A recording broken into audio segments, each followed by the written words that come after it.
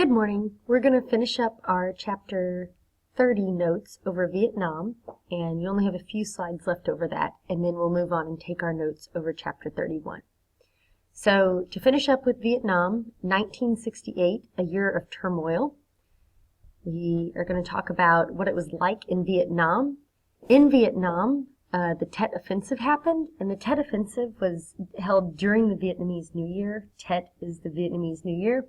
And if you look at the map to the right, the Viet Cong simultaneously attacked all of these places throughout South Vietnam all at once. And so obviously this is going to really throw the United States off their game in terms of the war. It's going to take us a month to defeat the entire ambush. We do end up winning, and we do defeat the North during this offensive, but it's really going to shake the American population and kind of really start to cause us to question and doubt ourselves in terms of the war, because they were able to organize and coordinate this many attacks. I mean, look at that map. This many attacks all at once, all in 1 year. So the war in Vietnam is not looking good at this point. We did end up winning, but it took us over a month, and this is just not what the American public wants to hear. At the same time, we're going to have some major things going on at home. And there's going to be some shocking assassinations. Within 2 months of each other, Martin Luther King Jr. and Robert Kennedy are going to be assassinated. Two major leaders, two major, very public personalities within 2 months are going to be assassinated. So that's going to really shake the American public. And then also there are, sorry, I'm jumping around here. There are some riots and protests going on. I thought that was going to zoom me in. There we go. There are some riots and protests going on around the nation that's really going to shake America as well. So besides the fact that you've had two major leaders assassinated, you're also going to have quite a few riots and protests going on. So the entire country is going to seem fairly unstable. Now, the Kent State shooting, this was at a college. And these are college-age students, and they started out having this peaceful demonstration protesting the war.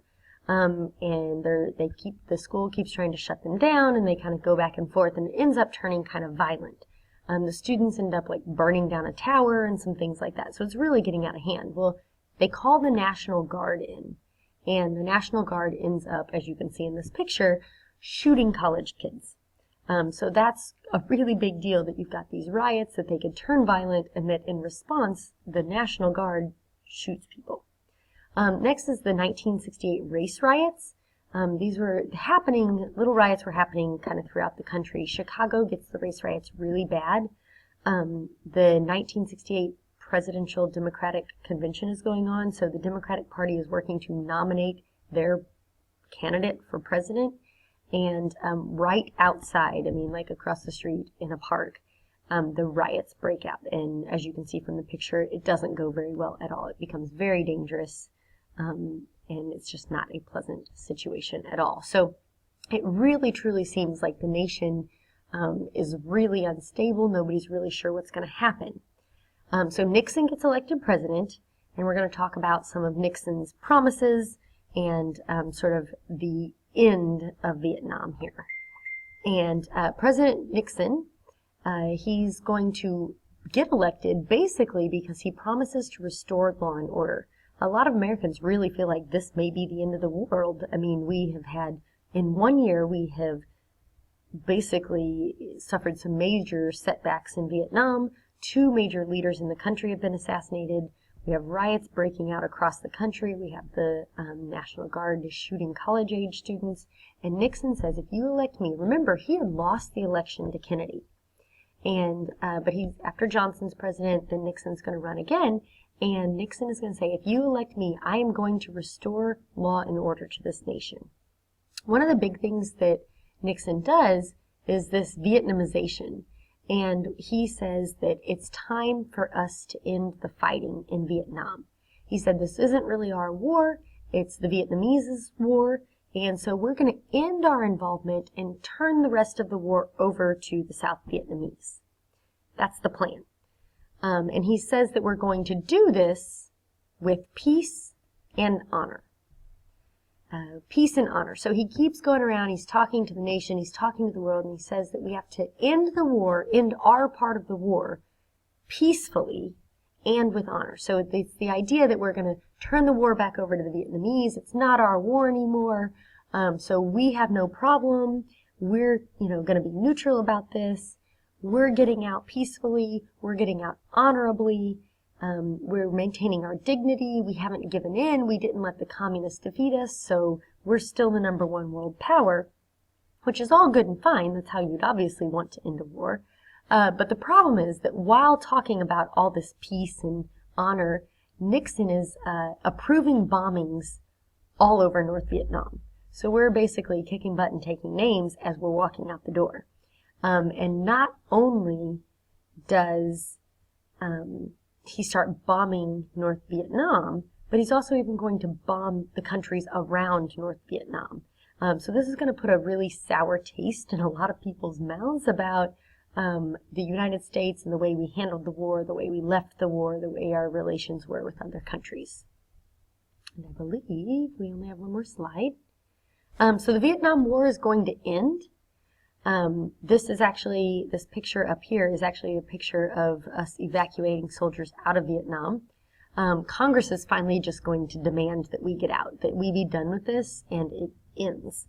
And so they demand the troops withdraw, and not long after that, North Vietnam, the communists, are going to conquer South Vietnam. So the communists did end up winning in Vietnam, but it wasn't while we were still in Vietnam.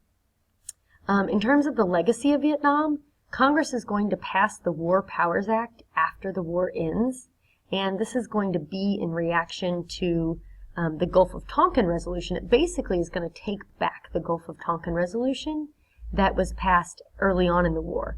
If you'll remember, the Gulf of Tonkin resolution was passed when these reports were made that we were being attacked innocently off the coast of Vietnam, and they were firing on our destroyer, and we were in international waters, and it was a completely innocent thing.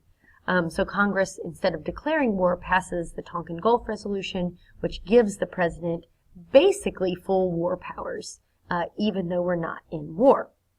Well, Congress realizes that this was probably a bad idea, because at this point we know that the reports were falsified or exaggerated, or the whole truth wasn't told in terms of us getting into the war. So Congress is basically going to do a take back, and they're going to pass the War Powers Act, which really is going to limit the president's power unless Congress declares war.